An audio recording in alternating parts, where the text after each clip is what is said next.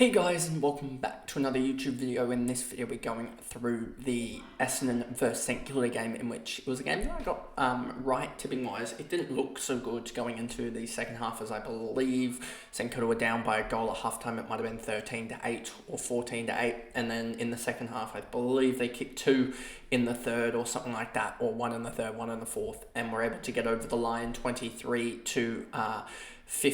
It was a low-scoring game, like a lot of these games are at the moment, just because I think the women's do struggle a little bit with the moving the ball cleanly as compared to the men's, and it's a lot more tackle-based, so it's a lot more like wet weather footy almost in a way, and we know that the scores drop in wet weather footy. But anyway, let's just jump into this game here. As you can see here, Wales absolutely dominated, 115, 35 hit outs, 6 tackles, 4 marks, 17 touches. As you can probably tell, I'm a little bit more happy given that Ali Anderson only went for like 98 last night, so she didn't actually get off the absolute chain. So it might mean that we're only losing, say she goes 130 on the weekend, she might score, 230 points, so we're only losing in the end 400 points or so if she goes absolutely huge, rather than the potential it was going to look potentially like 500 points if she went absolutely huge compared to the likes of a Davey. And if I had gone Anderson, I would be probably in the top 1,000 or so. Just a split second, almost a split decision, can change everything. But yeah, not too down today. Nan's gone 21 and 7. She's up there, always up there, because she's got such a strong tackle base. She's always going to necessarily be up there. So for her to score 21, have 21 touches, I should say, and then 7 tackles, it was pretty awesome to watch. Maddie Press-Barker's got held yet again, so I think we're seeing a lot of the actual the sort of mid-90 to 100 girls, like Maddie Press-Barker's. Georgie Press-Barker's got injured, but she wasn't tracking well either. You also had Ellie Blackburn in the mid-90s. You had someone else, Monconti as well, struggling. So I think there's 3 or 4 girls that are just really, really struggling to back up their year last year.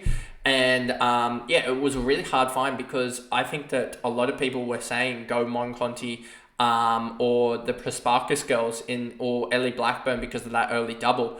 And you see now that obviously Blackburn's out injured. The Press-Barkers girls, one of them, Georgie's out injured. Maddie Press-Barkers isn't really living up to expectations.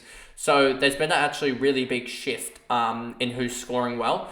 And so it'll be definitely interesting next year when we get all the numbers, etc., because there will be some girls that are very, very undervalued next year. But it would just be interesting, even in the back half of this year, do you go for one of these girls in the double if they've been underperforming the whole year?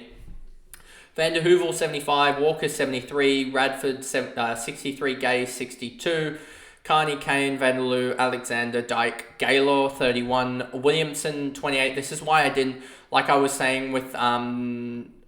who was it?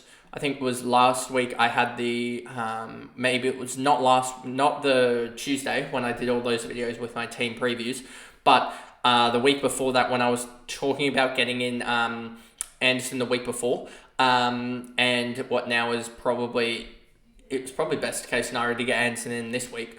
But yeah, one of the scenarios brought up, I think, Williamson in it, and she just hasn't really fired, I don't think. I think she's gone 30, or give or take. If we just go through here, 31 in 2 games. You can see here, 34, 28. Yeah, that's now I'm just, my mind was blanking a little bit. But yeah, we would have thought about her for this 34, right? Because I'm backtracking a little bit behind. Remember that these are round 3 results, so or round 3 games. So we were talking about her after the 34. Can she back that up and consistently score? Well, I would have had that 28 on field, and that's just not good enough to have on field. So that's what I was talking about when I said that Williamson wasn't really going to score well. I don't know who she has this week, but we'll see when teams get released tonight for the is it the Friday, Saturday, Sunday games. And I don't know what team's been released for the actual. For the women's game. Let me actually just check for the Thursday night game. I just want to see, has anyone... no real changes, only Kelly injured and Luke's in. That'll be interesting. But yeah, So that was just a quick sidetrack. But yes, I don't think Williamson, back to the point, I don't think Williamson was a good option just because the role wasn't there. She was playing, I think, a small forward role if we just look back on it. And I think it's here, is it? Did we say? It's here. You can see it, pretty much a small forward role, a little bit of CBAs, but nothing too major CBA-wise. And that's just a small forward role, and that's just a 30-40 role. It's never really going to expand out from that, and you really want someone that can, say, hit 40 each game and have a spike game of like a 70. That's what you want out of say, a Power Girl or a Tripodi, someone like that, as a rookie, rather than this Williamson. Bannister, Scott, Clark, Jax, Morecambe as well. She failed. So all those, Morecambe and Kemp all failed in the same week, as well as sort of Finn in the same week. So that D5 spot really didn't. I think if I'd gone Serene Watson in that spot, obviously would have smashed it. But outside of Serene Watson, there was no one else that did anything well. So yeah, just a really weird one. Then we go to Serene Watson, and yeah, she just had the ball on a string.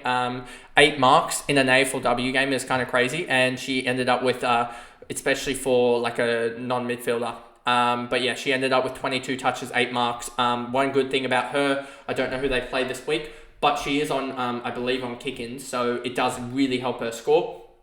Let's just check who was St Kilda playing. St Kilda playing Hawthorn. Hawthorn should give up a good fight, so that'll be good. She's actually not on kick-ins. Oh, no, sorry, that's the wrong one. That would be the wrong person to be looking at. Here we go. She's on kick-ins. I was like, what is she doing? She's surely on kick-ins.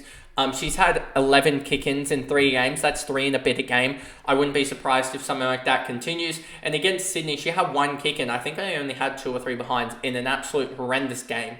So yeah, I think she can put up really decent enough scores now that she's got that role. I know that she really has struggled in the past, but I just think that, if she's, with St Kilda playing more of a kick mark game, she will generate 4 or 5 marks, I would generally think. And 4 or 5 marks, add in a couple of kick-ins, that's already 7-8 disposals plus 4 or 5 marks. That's,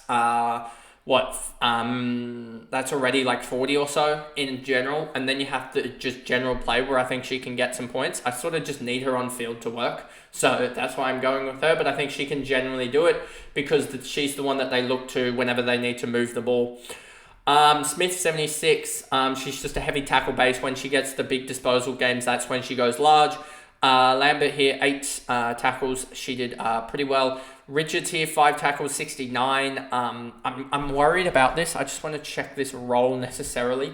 I'm worried that she might have a role that we've just missed. But doesn't look like it. Looks like just a forward pocket that's gotten 1 good game, 1 bad game. 2 good games, 1 bad game in the season so far. Exton as well, I think, is the same thing. I don't think they had any CBAs from memory. 22%.